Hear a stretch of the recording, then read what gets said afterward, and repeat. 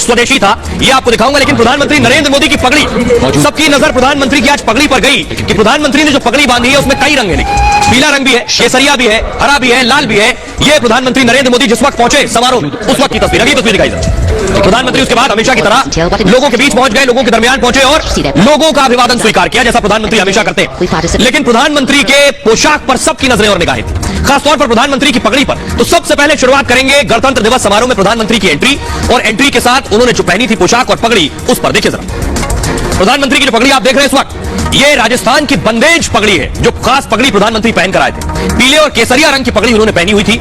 राजस्थानी पगड़ी के साथ सफेद मफलर भी आप उनके गले में देख रहे हैं। सफेद कुर्ता और काले कोट के साथ पैंट पहना था पीएम ने। बहुरंगी पगड़ी अलग ही छटा बिखेर रही थी पीएम मोदी की, जिस पर सबकी नजरें थी। 26 जनवरी पर हर बार अलग पगड़ी में दिखे। अब तस्वीरों के साथ आपके सामने पिछले साल की बात करिए, 2022 26 जनवरी गणतंत्र दिवस के मौके पर उत्तराखंड की पारंपरिक टोपी में दिखे थे पीएम मोदी। इस टोपी में आप देखिए कि स्ट्रिप लगा हुआ ऊपर, और जिसके ऊपर ब्रह्म कमल लगा हुआ था। आपको याद होगा पूर्व CDS chief of defence staff Bipin Rawat भी ऐसी ही टोपी पहना करते थे। 2021 का गणतंत्र देखिए और प्रधानमंत्री की पगड़ी देखिए। लाल रंग की पगड़ी पहनी थी 2021 के गणतंत्र दिवस समारोह के दौरान। इस पर पीले रंग की बूटियों का डिजाइन था जो पीएम ने पहना था। 2020 का गणतंत्र देखिए, लाल बिंदियों वाली नारंगी रंग की पगड़ी में पीएम मोदी नजर आए थे। इसमें सुनहरी, ये 2019 का पगड़ी आप देख रहे हैं, सुनहरी धारियों वाली लाल रंग की टोपी पगड़ी पीएम मोदी ने पहनी थी। 2018 देखिए, 2018 में मोदी रंगीन पगड़ी में नजर आए थे। ये 2018 की पगड़ी आप देख रहे हैं, और मुंह की जैसे जिसमें लाल और पीला रंग ज्यादा नजर आ रहा है 2018 में आपको। उससे पीछे चलिए 2017 का जरा उनका साफा पगड़ी देखिए। गुलाबी रंग में सफेद बॉर्डर वाली पगड़ी प्रधानमंत्री मोदी पहने थे 2017 में। 2016 में देखिए जरा, 16 में पीले रंग की पगड़ी प्रधानमंत्री ने पहनी हुई थी, और 2015 में रंगीन राजस्थानी पगड़ी थी जैसी इस बार उन्होंने पहनी थी। रंग थोड़ा जुदा था, और 2014 मई में चुनाव हुए थे, उसके बाद प्रधानमंत्री बने। तो ये सब 26 जनवरी की पगड़ी है। आइए अब आपको मैं दिखाता हूं प्रधानमंत्री नरेंद्र मोदी। उसके बाद जब गणतंत्र दिवस समारोह संपन्न हुआ तो प्रधानमंत्री वहां से निकले, ये देखिए जरा। उसके बाद देखिए प्रधानमंत्री कहां पहुंचे। ये जो आप देख रहे हैं, ये वो मजदूर हैं जो नई संसद का निर्माण कर रहे हैं। प्रधानमंत्री उनके बीच पहुंचे, उनके लिए खास दर्शक दीर्घा बनाई गई थी, जो नई संसद तैयार कर रहे हैं। जो मजदूर प्रधानमंत्री उनके बीच पहुंचे, हाथ हिलाया, उन्होंने भी अभिवादन किया। पीएम मोदी ने अभिवादन स्वीकार किया अपने परिवार के साथ। वो मजदूर, संसद बनाने वाले, उसके काम में लगे हुए कारीगर सब पहुंचे थे। इस बड़े मौके पर आपको बताऊं, इस बड़े मौके पर प्रधानमंत्री नरेंद्र मोदी और पूरे देश को दुनिया से बधाई संदेश आए। किस किस ने, देखिए जरा, चाहे वो पुतिन हो, सुनक हो, या फिर संयुक्त अरब अमीरात, सभी ने 74वें गणतंत्र पर भारत को शुभकामनाएं भेजी है। सबसे पहले शुरुआत करने जा रहे हैं, देखिए जरा। पुतिन ने आज के मौके पर लिखा है, गणतंत्र दिवस की बधाई दी है पुतिन ने। भारत अंतर्राष्ट्रीय स्थिरता और सुरक्षा सुनिश्चित करने में महत्वपूर्ण योगदान दे रहा है। हम अपनी विशेषाधिकार प्राप्त रणनीतिक साझेदारी को बहुत महत्व देते हैं। दोनों देशों के संयुक्त प्रयासों से हम पारस्परिक रूप से लाभप्रद द्विपक्षीय सहयोग और विकास को सुनिश्चित करेंगे, ये पुतिन ने कहा। देखिए जरा, ब्रिटेन के पीएम ऋषि सुनक ने क्या कहा, दुनिया के सबसे बड़े लोकतंत्र को 74वें गणतंत्र दिवस की बधाई। इसके अलावा ऑस्ट्रेलिया के पीएम ने कहा, ऑस्ट्रेलिया और भारत कभी इतने करीब नहीं रहे जितने आज हैं। ये उन संभावनाओं को याद कराता है जो हमारे साझा भविष्य में निहित हैं और जिसकी हम आशा करते हैं। ऑस्ट्रेलिया दोनों देशों के बीच संबंधों के लिए भारत का धन्यवाद करता है। अमेरिका, एंटनी ब्लिंकन क्या कह रहे हैं, अमेरिका ने कहा, भारत और अमेरिका की साझेदारी दुनिया की सबसे महत्वपूर्ण साझेदारियों में से एक है। संयुक्त अरब अमीरात के प्रिंस क्या कुछ कह रहे हैं, 74वें गणतंत्र दिवस के अवसर पर भारत के लोगों को यूएई की तरफ से हार्दिक शुभकामनाएं। आशा है कि हमारी लंबे समय से चलती आ रही दोस्ती आने वाले सालों में नई ऊंचाइयों तक पहुंचेगी। ये यूएई के राष्ट्रपति को आप देख रहे थे जिन्होंने बातें कही हैं। आइए अब मैं आपको दिखाता हूं कि आखिर परेड की वो तस्वीरें जो आज से पहले आपने कभी नहीं देखी होंगी। 1950 या उससे पहले जिनका जन्म हुआ उन्होंने जरूर देखी होंगी। ये देख रहे हैं, 1950 में यहां से परेड निकलती, जहां से अभी निकलती है वहां से नहीं। ये गणतंत्र, पहला गणतंत्र होने के बाद ये परेड निकली थी। ये कनॉट प्लेस का एरिया, अगर आप दिल्ली आए और सीपी गए तो सर्कल, ये सर्कल, इनर सर्कल का एरिया, यहां से परेड निकलती थी। अभी तस्वीर दिखाई जरा, तब आप शायद ध्यान से समझ पाएंगे। ये देख रहे हैं आप, ये जो आप मोड़ देख रहे हैं, ये बिल्डिंग आप देख रहे हैं, आपने देखी होगी। यहां से निकलती थी परेड 1950 में। जो राजपथ था और कर्तव्य पथ हो गया, वहां से परेड नहीं निकलती थी इंडिया गेट का सामना और रायसीना हिल्स तक जो जाता है। ये कनॉट प्लेस का इलाका था जहां 1950 में परेड निकलती थी। आज कहां निकलती है वो मैं आपको दिखा रहा हूं। ये देख रहे हैं, ये है आज की परेड। आज निकलती है राजपथ पर परेड, जो अब कर्तव्य पथ है, ये आप देख रहे हैं। ये उसकी तस्वीरें मैं आपको दिखा रहा हूं, परेड की तस्वीरें आप देख रहे हैं। अब मैं आपको बताता हूं कि क्या फर्क आया है तब की परेड में और अब की परेड में। 1950 की परेड बिल्कुल अलग थी, और 1950 की परेड दरअसल शाम को निकली थी। आपको जानकर ताज्जुब होगा। देखिए जरा, पहले 26 जनवरी को गणतंत्र नहीं, स्वतंत्रता दिवस मनाया जाता था। जी हां, 26 जनवरी 1930 को पूर्ण स्वराज की मांग की गई थी और 26 नवंबर 1949 को संविधान सभा ने संविधान अपनाया था। 26 नवंबर, अब से 2 महीने पहले संविधान अपना लिया गया, लेकिन गणतंत्र बनने में 2 महीने का वक्त लगा। 26 जनवरी 1950 को संविधान लागू किया गया। आज की तारीख लागू करने की 26 जनवरी को गणतंत्र दिवस उसके बाद घोषित किया गया। 26 जनवरी 1950 सुबह 10:18 पर भारत गणतंत्र बन गया।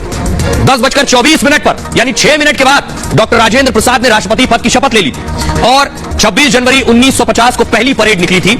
पहली परेड शाम को निकाली गई थी। अभी तो सुबह 10:30 बजे परेड शुरू होती, लेकिन पहली परेड शाम को हुई थी। राजपथ पर उस वक्त परेड नहीं हुई थी। दिल्ली के इरविन एम्फी थिएटर में यह समारोह मनाया गया था। पहली बार बग्घी में बैठे गणतंत्र दिवस समारोह में राष्ट्रपति पहुंचे थे और 26 जनवरी 1955 पहली बार राजपथ पर गणतंत्र दिवस परेड हुई थी 1955 में और 56 में पहली बार हाथी घोड़े परेड में शामिल किए गए थे। यह था उस वक्त की परेड। अब मैं आपको उस वक्त की जब पहली बार राजपथ पर परेड हुई थी वो तस्वीर दिखाता हूं। देखिए जरा, ये आप देख रहे हैं राजपथ की तस्वीर। यह है उस वक्त राजपथ, बिल्कुल निर्माण नहीं हुआ था। दोनों तरफ अगर आप दिल्ली आए और राष्ट्रपति भवन और इंडिया गेट देखा है, अब निर्माण कार्य चल रहा है, निर्माण हो गया है। पहले इस तरह का दिखता था राजपथ और यह पहली राजपथ की परेड है जो आप देख रहे हैं, जो उस दौर में हुई थी। आइए अब मैं आपको दिखाता हूं कि न सिर्फ दिल्ली बल्कि दिल्ली से लेकर लाल चौक तक सबकी नजरें और निगाहें होती हैं कि दिल्ली में तिरंगा फहरा तो क्या लाल चौक में फहरा। ये देखिए जरा, ये आज के लाल चौक की तस्वीरें मैं आपको दिखा रहा हूं। अब हर साल चाहे वो 26 जनवरी हो या 15 अगस्त हो, लाल चौक पर तिरंगा जरूर फहराता है।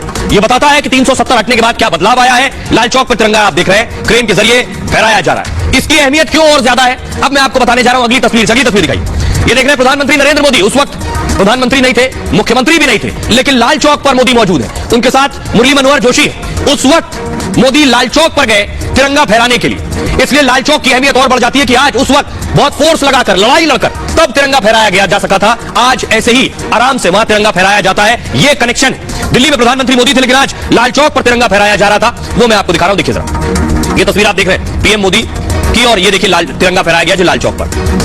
ये प्रधानमंत्री की लाल चौक की तस्वीर मैं आपको दिखा रहा हूं।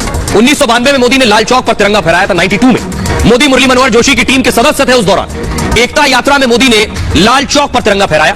15 मिनट तक लाल चौक पर अफरा तफरी रही। उस दौरान आतंकियों और अलगाववादियों ने धमकी दी थी। तब तिरंगा न फहराने की धमकी दी गई थी कि आप यहां तिरंगा नहीं फहरा सकते हो इस जगह पर। मोदी ने 15 मिनट में तिरंगा फहराया। वहां झंडा फहराने के वक्त आतंकियों ने रॉकेट दागे थे, लेकिन सभी नेता सुरक्षित दिल्ली लौट आए। उसके बाद बीजेपी ने कन्याकुमारी से एकता यात्रा की शुरुआत की थी। तब तिरंगा फहराकर संपन्न हुई थी ये एकता यात्रा लाल चौक पर। दरअसल मॉस्को में रेड स्क्वायर है, उसी की तर्ज पर इसका नाम रखा गया है। श्रीनगर के केंद्र में स्थित है ये लाल चौक और 1980 में एक घंटा घर बनाया गया था। 1948 में नेहरू ने यहां तिरंगा फहराया था। 370 हटने के बाद यहां तिरंगा लहरा रहा है। आइए अब मैं आपको सुनवाता हूं लाल चौक पर जो लोग आज मौजूद थे तिरंगा फहराने के दौरान, वो क्या अनुभूति कर रहे थे, क्या एहसास कर रहे थे, उन्हें सुनिए सर। इस गणतंत्र दिवस पर जो डेमोक्रेसी है, जो मदर ऑफ डेमोक्रेसी हम अपने देश को मानते हैं, इस मदर ऑफ डेमोक्रेसी का जो हमारा कॉन्स्टिट्यूशन है, जो कॉन्स्टिट्यूशन 26 जनवरी 1950 को हमने लागू किया था, हम उसके ऊपर सारे देशवासियों को, कश्मीर के लोगों को बहुत बहुत बधाई देते हैं। Lal Chowk has a significance, so today we are celebrating Republic Day in Lal Chowk Srinagar. बहुत ही खुशी हो रही है कि हम आज श्रीनगर में है और लाल चौक पर है। आज पूरा देश एकजुट हो चुका है। ये मैसेज सारे देश में जा रहा है और इसके हम बहुत ही खुश हैं। अब बहुत ही अच्छा लग रहा है। हम लोग आज तीसरा दिन हम लोग का है। आज लाल चौक पे झंडा फहराते हुए बहुत अच्छा लग रहा है हम सभी पूरे ग्रुप वासियों को और सभी देशवासियों को एक बार पुनः गणतंत्र दिवस की बहुत बहुत शुभकामनाएं एवं बधाइयां। कि ऐसे ही देश में लाल चौक की जो शांति की स्थिति बनी हुई है, वैसे चाहते हैं पूरे देश में शांति की स्थिति बनी रहे और पूरा देश शांति चैन से जिए और अमन की भावनाओं को लेकर आगे बढ़ता रहे। बहुत अच्छा लगा सर यहाँ पे आके। पहली बार हम यहाँ पे आए हैं लाल चौक पे आके, बहुत गर्व महसूस हो रहा है। राइट, अब मैं आपको दिखाने जा रहा हूं दरअसल गणतंत्र तब बना जब देश का संविधान लागू हुआ।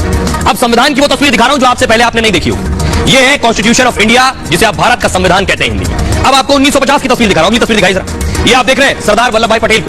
सरदार पटेल उस कॉन्स्टिट्यूशन पर साइन कर रहे हैं, उस संविधान पर हस्ताक्षर कर रहे हैं और वो सभी सदस्य जो मेंबर थे जिन्होंने हस्ताक्षर किए, ये कॉन्स्टिट्यूशन जिसपे साइन हुए, हस्ताक्षर हुए हैं 1950 के, ये आज भी देश की संसद में रखी हुई है। आइए अब आपको बताता हूं मैं कि देश की संसद में पिलर ग्राफिक्स है, जो देश की संसद में संविधान रखी हुई है उसकी कॉपी, उसमें खासियत क्या है लोगों को नहीं पता है कि आज उसमें क्या खास है, कौन सी चीजें हैं। प्ले कीजिए इसे प्लीज। ये आपके सामने आ गया। ये दरअसल दुनिया का सबसे लंबा लिखित संविधान है। आज से पहले, अब से पहले कभी इतना लंबा संविधान हाथ से नहीं लिखा गया।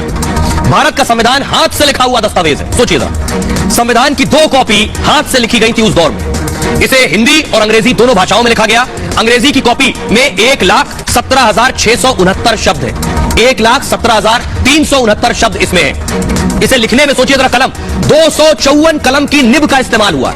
250 से ज्यादा 254 कलम की निब। संविधान की असली कॉपी संसद भवन की लाइब्रेरी में अभी भी रखी। ये कॉपी हीलियम का एक बॉक्स है, हीलियम के बॉक्स के अंदर रखी गई।